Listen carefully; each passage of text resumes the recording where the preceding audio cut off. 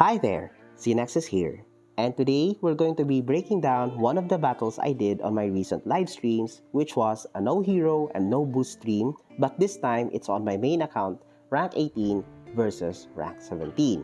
So today, my main highlight for this battle is going to be information and how it produces an action reaction.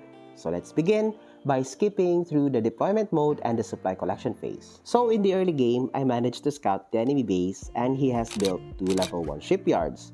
So usually, this indicates that he could potentially try and do a delta rush. So my reaction for this one was to build 2 platforms which will hopefully help defend my base in case he decides to attack from the sea.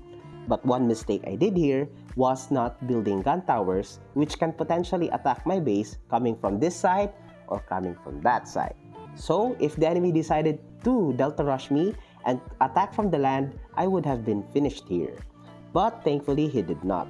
So next, he then decided to scout my base with deltas coming from the exact direction where I did not build any gun towers for defense. So he knows that I have a level 2 shipyard, I have an alligator, I have no avia factory, and I have a level 1 assault vehicle factory. At the same time, I'm already at headquarters level 3. So he knows that I have a threat at the sea, but I am no threat at the land or the air. So he has 2 potential reactions here. One, he could potentially start to take control of the air by starting to build vertex, or 2, he has 2 shipyards, which means he can just upgrade them to level 2 and start producing Vikings. His reaction we will know later on. Next, I take a look at his base, and I know that he also has no air defense, no avia factory, at the same time a level 1 assault vehicle factory. So we are pretty much good, except for one thing. He pretty much dominates the sea, not to mention that Vikings pretty much dominates alligators in terms of naval battle. So I immediately lose at the sea even though I have a level 2 shipyard. So my potential actions here would be 1. Produce another shipyard, upgrade it to level 2, and then start mass producing alligators. Or 2, I could start building avia factories and then start producing air units. I could either produce hawks or I could produce dragonflies.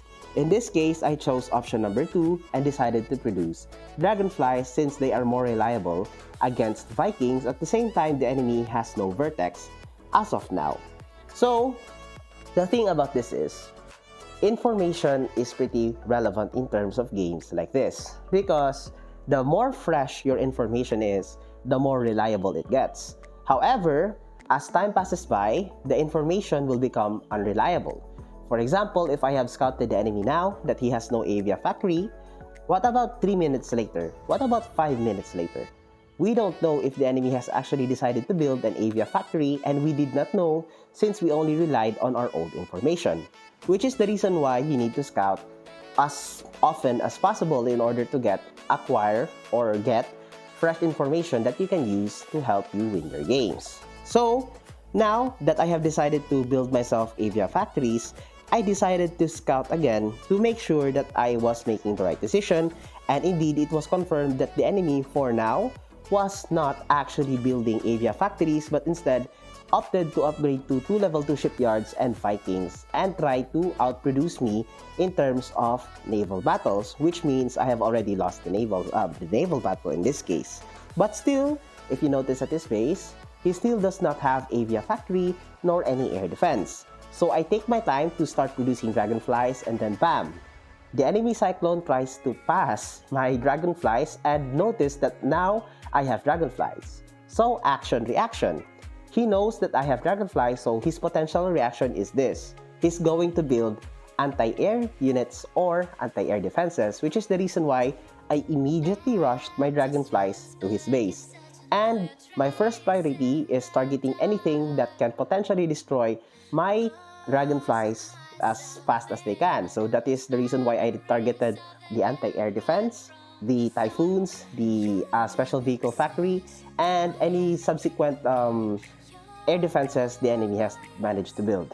And the enemy tried to retaliate by attacking on the naval using his Vikings, but unfortunately it was not successful. But even if it was successful, The problem with naval in this patch or update is that they are no longer able to reach deep inland because of the naval strike boost removal. So hence, if you want to attack the enemy base using naval units, you need tier 3 units. You need Barracudas or you need Poseidons in order to do that. So props to this guy for giving me a good battle, and props for being a sport.